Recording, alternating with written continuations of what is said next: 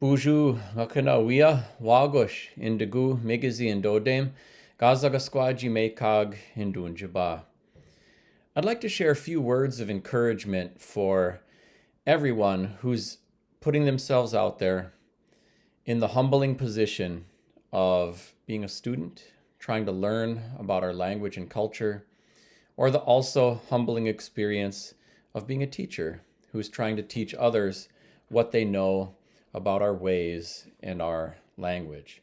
It can be scary, and sometimes our people have been really hard on our own people. I'm of the view that we are right where we should be, having been through all the awful things that our people have been through. It is not the fault of our elders for not teaching, for something that we didn't learn. It's a natural consequence of the historical, cultural, and linguistic position we find ourselves in today, that it's not super easy to have everything handed on a silver platter. Likewise, I'm of the view that it is not the fault of our students for not paying attention or not wanting to learn. Ultimately, we should look at our elders with great love and respect for everything that they kept going for us. And we should look at our young people with great love and respect for everything that they do care about and are trying to lean into and keep going. Our future is already in the hands of our young people, and our elders aren't getting any younger. So we need to be good to each other and kind to each other. And for anyone who's had the courage to try to build something, to teach a class, to teach even a word that they know, to build a new tool or resource, much less a whole program, sometimes these folks have taken some pretty heavy hits.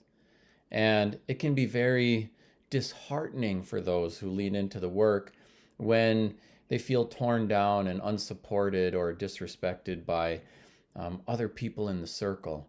So remember that anyone who is striving, trying to make things happen, they're not likely doing that for any kind of selfish purpose, but because they really believe in our language, culture, and so forth.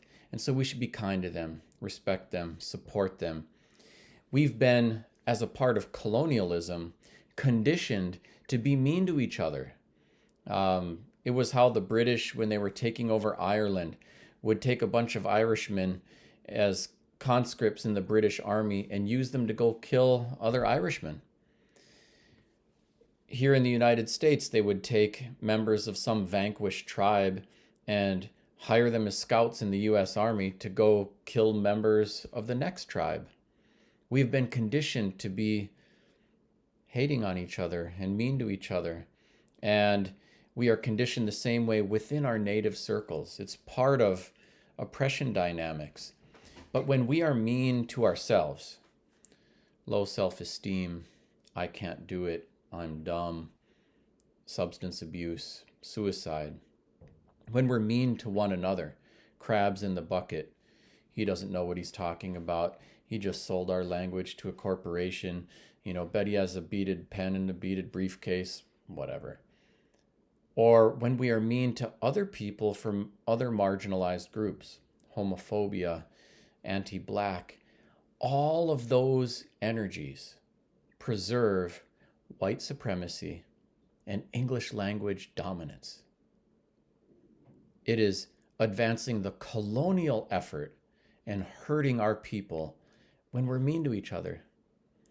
So I just want to encourage everyone to first of all put kindness into the world, to be supportive of each other, to give one another the benefit of a doubt, and see one another as brothers and sisters in the struggle to keep our language and culture alive. Miigwech.